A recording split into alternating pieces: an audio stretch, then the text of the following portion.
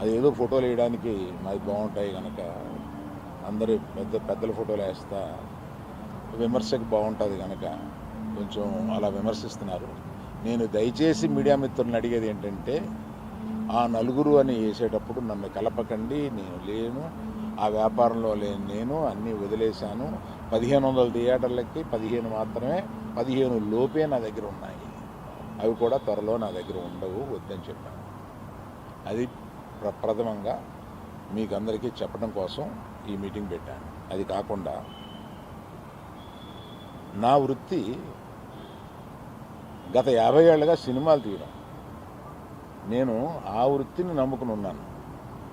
ఇది మధ్యలో ఉన్న చిన్న అవకాశం లాంటిది ఏదో వచ్చింది, ఇది నాకు సరిపోదు అని అనుకుని నేను బయటకు వచ్చేసాను. 1వ తారీఖు నుంచి మేము థియేటర్లు మూసేస్తాం అన్న దీని మీద ఆంధ్రప్రదేశ్ మన సినిమాటోగ్రఫీ మినిస్టర్ గారు రియాక్ట్ అయిన విధం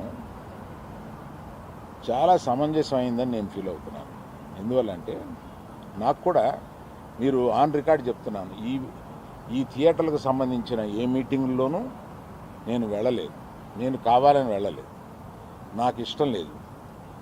ఈ థియేటర్కి సంబంధించి 3 మీటింగులు జరిగినాయి. 3 మీటింగులకి నేను వెళ్ళలేదు.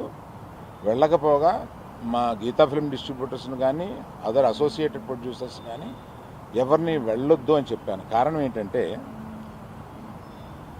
థియేటర్స్ నిజంగానే స్టాండ్ అలోన్ థియేటర్స్కి చాలా కష్టాలు ఉన్నాయి.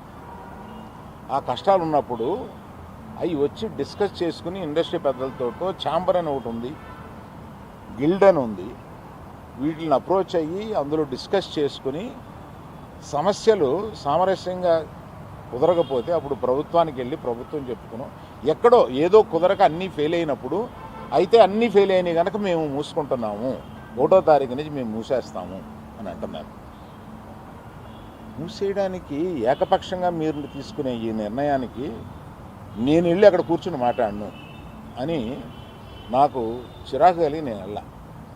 ఇది మీరు ఏమన్నా ఆ సమస్యని డిస్కస్ చేసిన తర్వాత ఒక సామరస్యమైన ఒక కంక్లూషన్ రాకపోతే చేయాల్సింది మేము మూసేస్తున్నాము.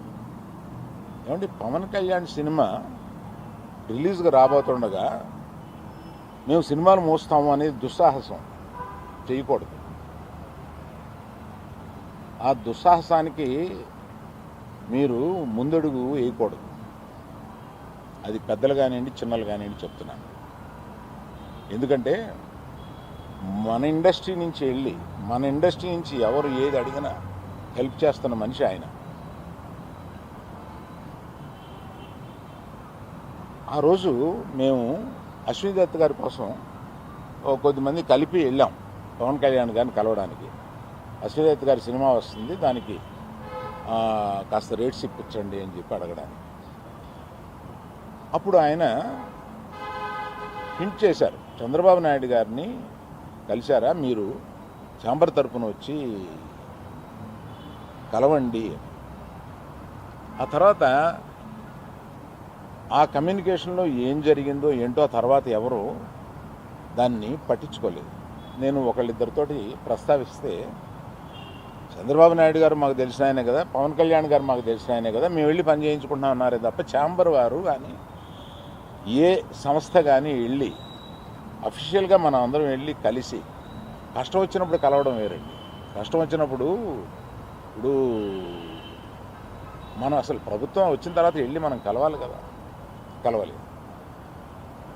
పవన్ కళ్యాణ్ గారు హింట్ చేసినా కూడా అది జరగలేదు. నిన్న ఎవరో మాట్లాడుతూ మాది ప్రైవేట్ వ్యాపారం, ప్రభుత్వానికి సంబంధం ఏముంది, ప్రభుత్వానికి సంబంధం లేదు, నేను కరెక్ట్గా చెప్పలేనది, ఆ అర్థం వచ్చేటట్టు మాట్లాడారు. ఏమంటే ప్రభుత్వానికే సంబంధం లేకపోతే 2 సంవత్సరాల క్రితం పెద్ద వాళ్ళందరూ ఇక్కడి నుంచి కదిలిళ్ళి గత చీఫ్ మినిస్టర్ని ఎందుకు కలిశారండి? ప్రభుత్వానికి సంబంధం లేకపోతే. ఏ వ్యాపారం అయినా సవ్యంగా చేసుకోవాలంటే ప్రభుత్వంతో సహకారం లేకుండా అది జరగదు.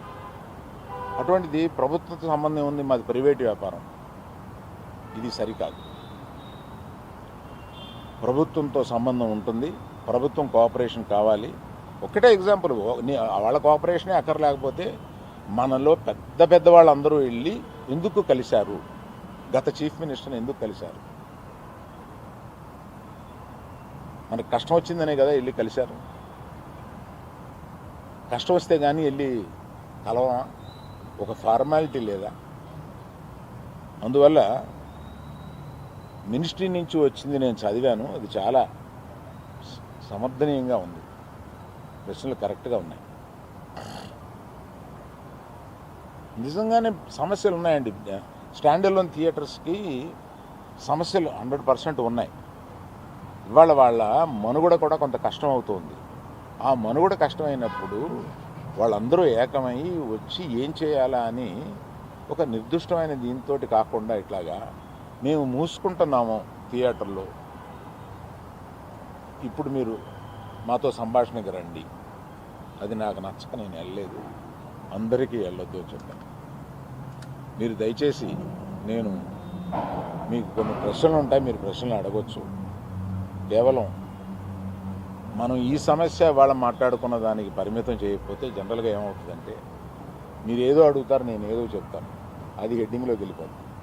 అలా కాకుండా ఇవాళ హెడ్డింగ్ 1500 థియేటర్లు ఉంటే నా దగ్గర 15 మాత్రమే ఉన్నాయి, ఆ నలుగురిలో నేను లేను.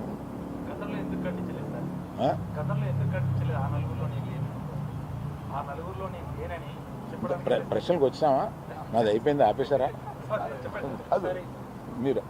మీరు ఆపేశారా అని. సరే, మొదలు పెట్టారుగా.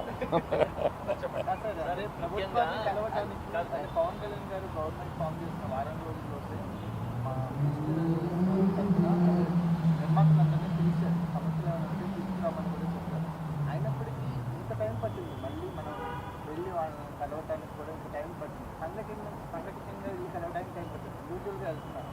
దీన్ని ఎలా చూస్తాం? ఛాంబర్ ముందుకు రావాలండి. నేను ఛాంబర్లో ఏ పొజిషన్ తీసుకోను. నేను ఎప్పుడన్నా ముఖ్యమైన సంఘటనలు ఇలాంటివి ఎప్పుడన్నా ఉన్నప్పుడు వాళ్ళు పిలుస్తూ ఉంటారు.